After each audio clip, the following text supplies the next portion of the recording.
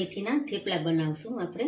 મેં લોટ લીધો છે ઘઉંનો, અને મેં મેથી ધોઈ અને ઝીણી સુધારી અને મેં કોરી કરી. એટલે આપણે પેલા મેથી નાખશું.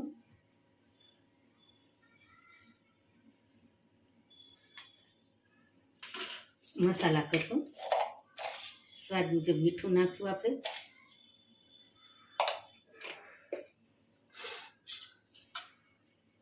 થોડી હળદર નાખશું.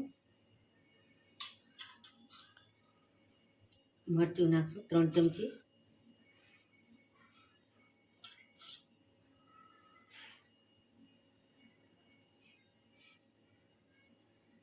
ધાણા જીરું 1 ચમચી નાખશું.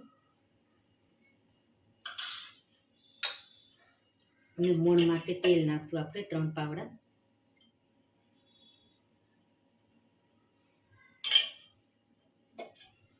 અને તલ નાખશું આપણે. મેં 1 ચમચી તલ લીધા છે. 1 ચમચી ખાંડ નાખશું. મેં આદુ મરચાંની પેસ્ટ નથી નાખી, લસણની એની એમને સાદા જ કરું. હવે મિક્સ કરી દઈએ આપણે. મોણ નાખ્યું છે એટલે લોટ બાંધી લઈએ આપણે. થોડું થોડું પાણી નાખશું આપણે. એક હાથે નહીં નાખી, કેમ કે મેથીમાં પાણી છૂટે આપણે, એટલે થોડું થોડું નાખવાનું.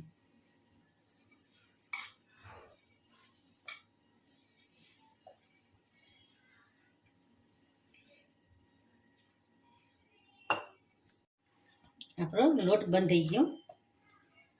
હવે આપણે 1 પાવડું તેલ નાખશું ટૂંકવામાં.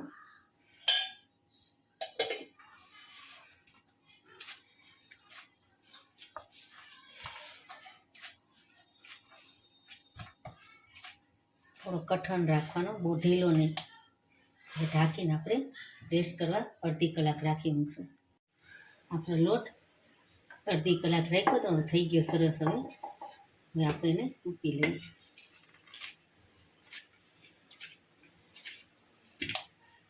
હવે આપણે થેપલા ઉતારશું મેથી. બધા લુયા બનાવી નાખ્યા આપણે. વણશું. હવે આપણે વણશું. આપણે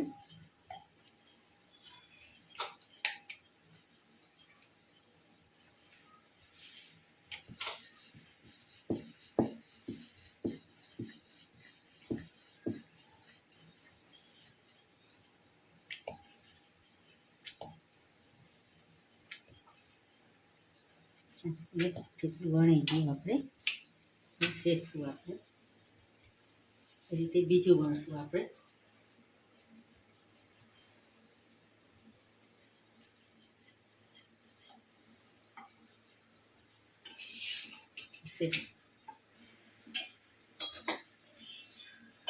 તેલ મૂકશું થોડું.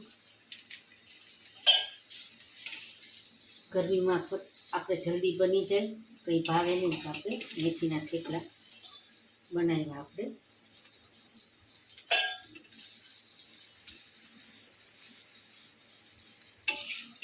એ રીતે આપણે બધા થેપલા વણી લઈશું. આપણે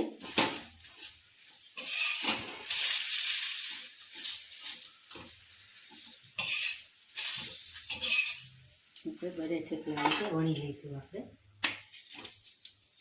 આપણા થેપલા બધા થઈ ગયા. આપણે સર્વ કરશું. આપણે ગરમીમાં થેપલાની સાથે કેરીનો રસ આપણે કાઢ્યો છે. તો તમને મારો વિડીયો કેવો લાગ્યો તો લાઈક કરજો, શેર કરજો, સબસ્ક્રાઈબ કરજો.